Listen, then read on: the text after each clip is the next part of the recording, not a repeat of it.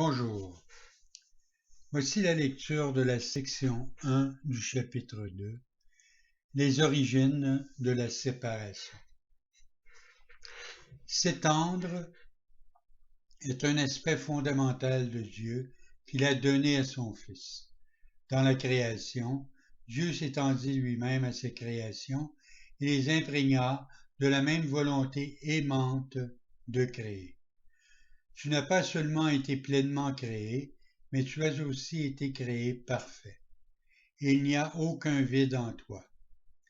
À cause de ta ressemblance avec ton Créateur, tu es créateur. Aucun enfant de Dieu ne peut perdre cette aptitude parce qu'elle est inhérente à ce qu'il est, mais il peut en user de manière inappropriée en projetant. Il y a projection ou usage inapproprié de l'extension lorsque tu crois qu'il existe en toi un vide ou un manque et que tu peux le combler avec tes propres idées au lieu de la vérité. Ce processus comprend les étapes suivantes. Premièrement, tu crois que ce que Dieu a créé peut être changé par ton propre esprit. Deuxièmement, tu crois que ce qui est parfait peut être rendu imparfait ou en manque.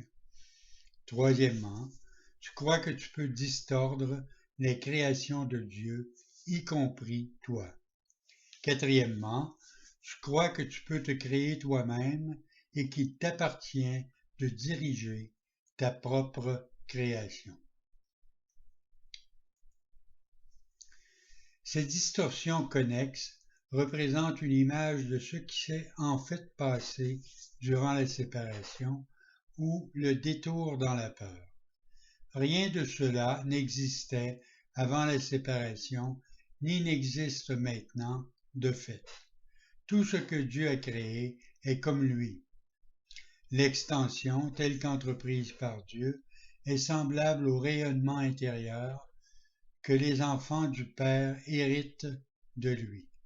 Sa source réelle est interne. Cela est aussi vrai du Fils que du Père. En ce sens, la création inclut à la fois la création du Fils par Dieu et la création du Fils quand son esprit est guéri.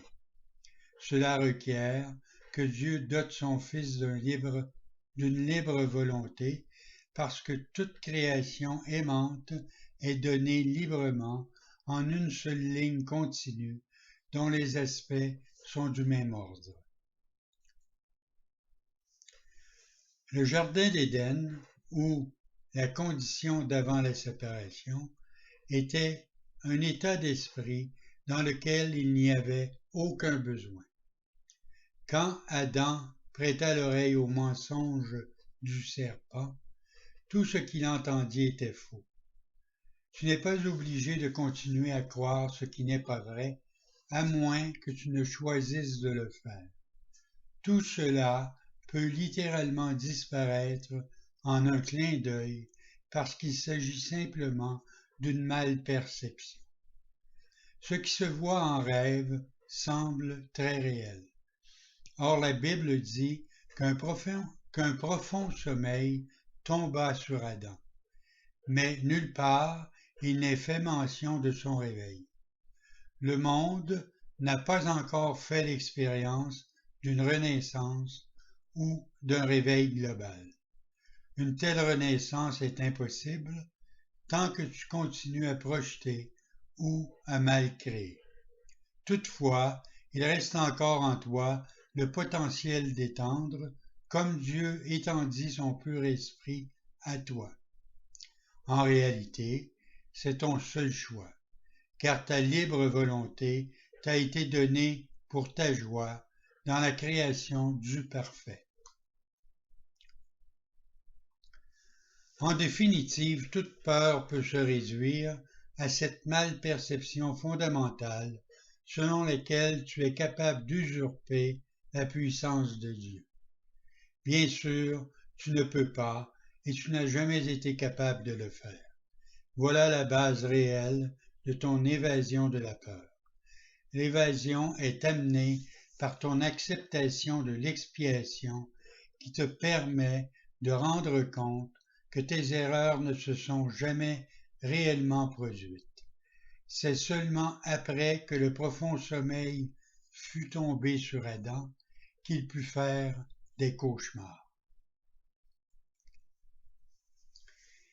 Si une lumière est allumée soudainement pendant que quelqu'un fait un rêve apeurant, il se peut tout d'abord qu'il interprète la lumière comme faisant partie de son rêve et qu'il en ait peur. Au réveil, toutefois, la lumière est correctement perçue comme étant sa délivrance du rêve, auquel plus aucune réalité n'est alors accordée. Cette délivrance ne dépend pas des illusions. La connaissance qui illumine ne te rend pas seulement libre, elle te montre aussi clairement que tu es libre. Quels que soient les mensonges auxquels tu peux croire, le miracle ne s'en soucie pas, qui peut tous les guérir avec la même facilité. Il ne fait pas de distinction entre les malperceptions. Son seul souci est de distinguer entre la vérité d'une part et l'erreur d'autre part. Certains miracles peuvent sembler être plus immenses que d'autres, mais souviens-toi du premier principe de ce cours.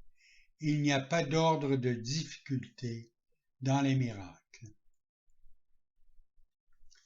En réalité, tu es parfaitement inaffecté par toutes les expressions du manque d'amour. Celles-ci peuvent être de toi comme d'autrui, de toi envers autrui ou d'autrui envers toi. La paix est un attribut en toi. Tu ne peux pas la trouver au dehors. La maladie est une forme de quête extérieure. La santé est la paix intérieure. Elle te permet de rester inébranlé face au manque d'amour venant du dehors et capable, par ton acceptation des miracles, de corriger les conditions qui procèdent du manque d'amour en autrui. Bonne journée.